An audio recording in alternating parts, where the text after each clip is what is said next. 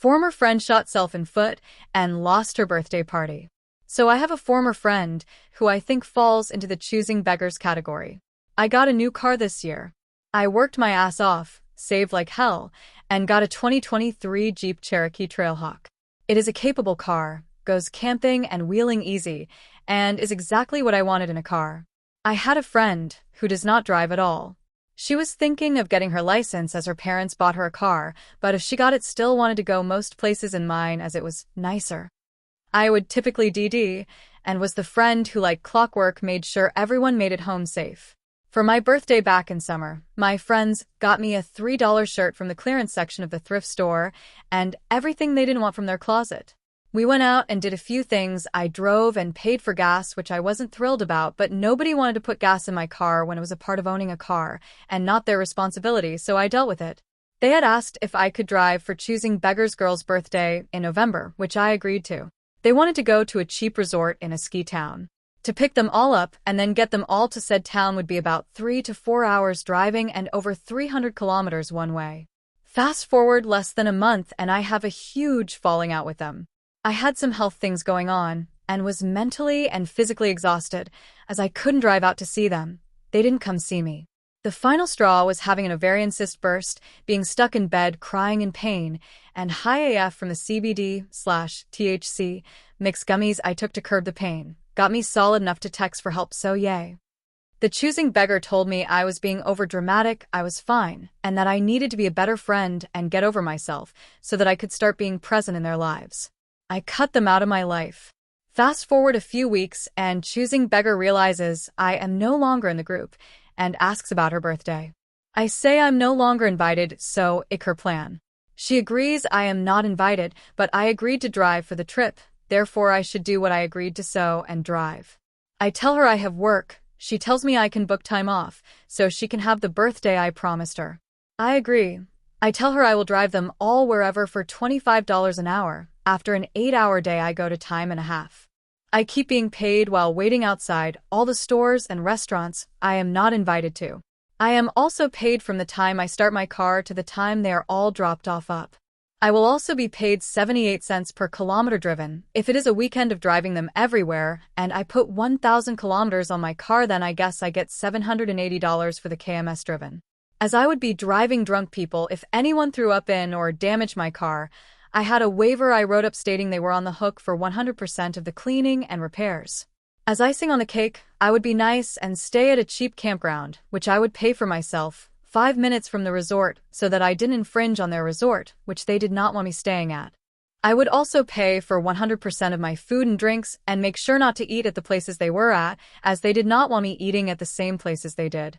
I also have a proper hitch, so I offered to tow a U-Haul for the weekend and store it at the campground so that they could bring everything they wanted or needed and still have room in the car to be comfy. I would not charge any extra for the trailer if they covered the rental. I would bill them for hours taken to pick it up/drop it off and the KMS driven for that. I would also be on call 24/7, so would abstain from weed and have one cooler at most over the course of the night with dinner. Needless to say, this was not okay with my former friend group.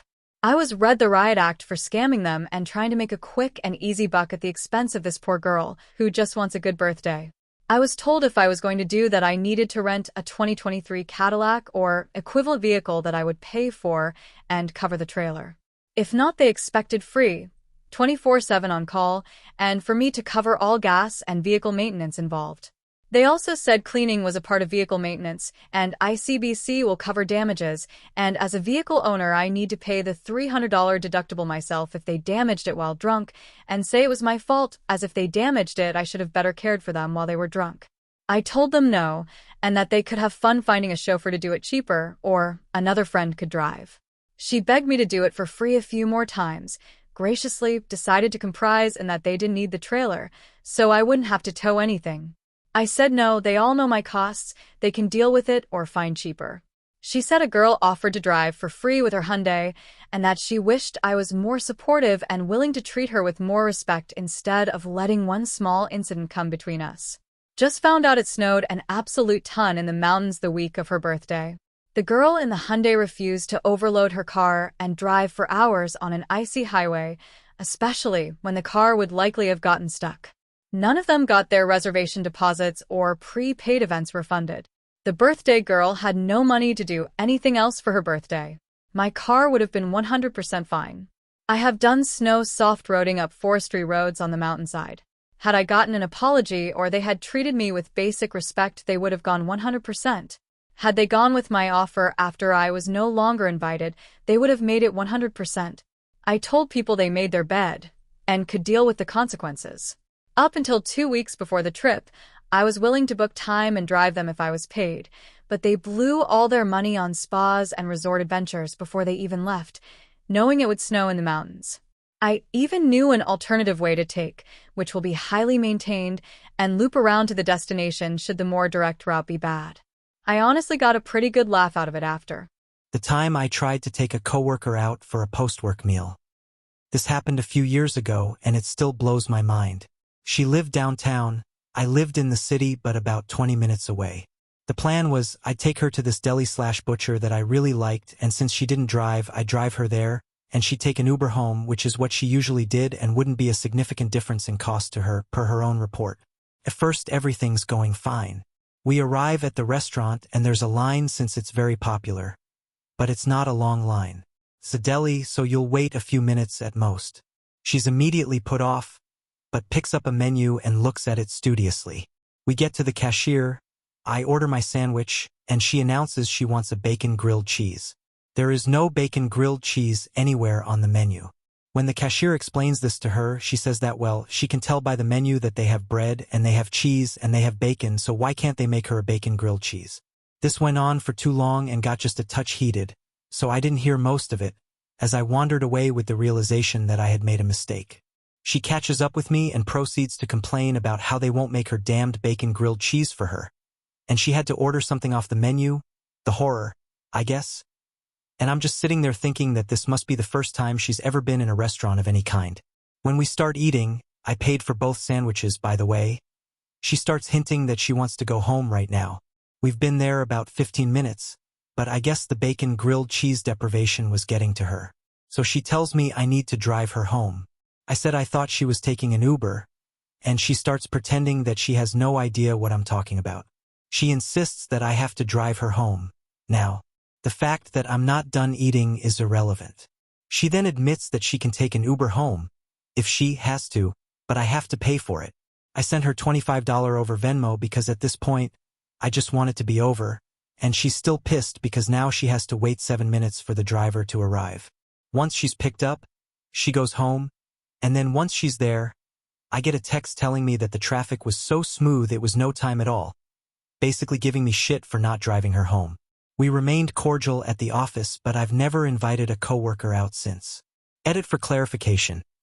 This wasn't a date. We're both straight women and we have about 40 years between us. She'd always been very sweet and normal at work, and even brought me a sandwich for lunch once that she'd made. So I wanted to return the favor. As to why I enabled her, it was one of those times when you're in such a bizarre situation that you don't really know how to respond, and after you've had enough of the weirdness, you're willing to part with $25 just to get it over with because you don't want to try to reason with someone who's already demonstrated a lack of reasoning. And I didn't want to deal with going into work again and dealing with her if I'd argued with her. Gas station shenanigans. I forgot about this until today, but once I was at a gas station filling up, and a lady approached me with a kid on her hip. She didn't look homeless, just tired, and asked me in very broken English if I could pay for some gas. I assumed they were traveling a long way and maybe ran out of money, so I slowly and politely explained that I didn't have any cash to give her and that I wasn't at the best place financially, but I could spend about $20 worth of gas using my card. I was in school and interning, I had a part-time job and was barely scraping by with my own bills, and she repeated $20.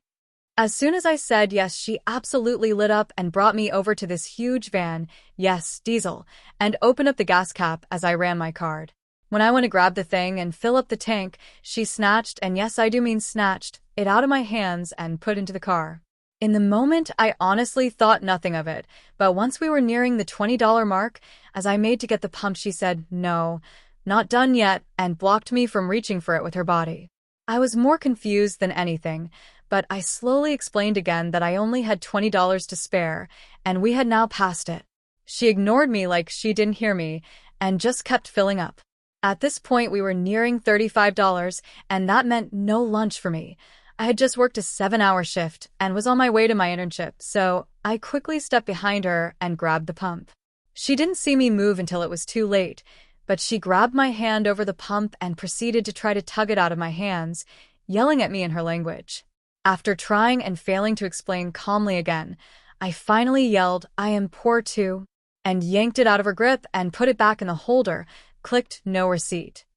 She looked so startled that I yelled back at her, like full clutching her pearls, and I thought to myself, weren't you just screaming at me? Walked back to my car, got in and left, watched her go up to someone else. They said no. Smarter than me. People are getting greedy with holiday assistance. I, 24F, recently joined a charity group on Facebook that helps people in my area. I know the person who runs it, and everyone's story has to be verified thoroughly before they're allowed to post. So these people are all 100% real. For context, I saw a post last night where a lady was asking to be added to our Christmas toy list. I went ahead and signed up to buy toys for her family, since I figured it'd just be a few reasonably priced toys per child or something. But it turns out this lady wants me to buy toys, a grocery gift card, bedding sets, clothes, and hygiene items for her 3 kids, one of whom is actually an adult with a job. The wish list she sent me is about 2 phone screens long. She also called me this evening and ranted about how badly the local charity groups have been treating her and how her kids need tutoring for their learning disabilities. She did this for over 20 minutes until I faked getting a call from my supervisor. I'm beginning to regret getting involved with this lady. Like, ma'am, I'm sorry about your situation, but I am neither an ATM nor a therapist. I will be buying a reasonable amount of toys, socks, and hygiene items for each child, and will not be listening to these drawn-out phone calls anymore. Like, maybe I'm being unreasonable. But to me, Christmas assistance is not for making someone buy all your kids' necessities. It's for adding a little extra on top of what you should already be providing. Finally got one. My husband just got contacted by his first choosing beggar. He has a small business where he rehabs a particular product. You can have a new one or a very old one. Niche product. A woman just sent a picture of one today to his email, dirty, rusty, and broken, with a sob story of how it was ruined in a hurricane. Family heirloom, the whole story. Needs complete overhaul. He would charge $300 to $400. Then the sob story of no money. House is still ruined, etc. He looked at all the pictures and said, nope. It is new within the last 10 years. Go to XYZ store and get a new one. I don't work for free. Waiting to see if she responds. He was shocked. I just laughed and told him of the sub. Big thanks to everyone who watched to the end. I really appreciate the support. And please hit the subscribe button.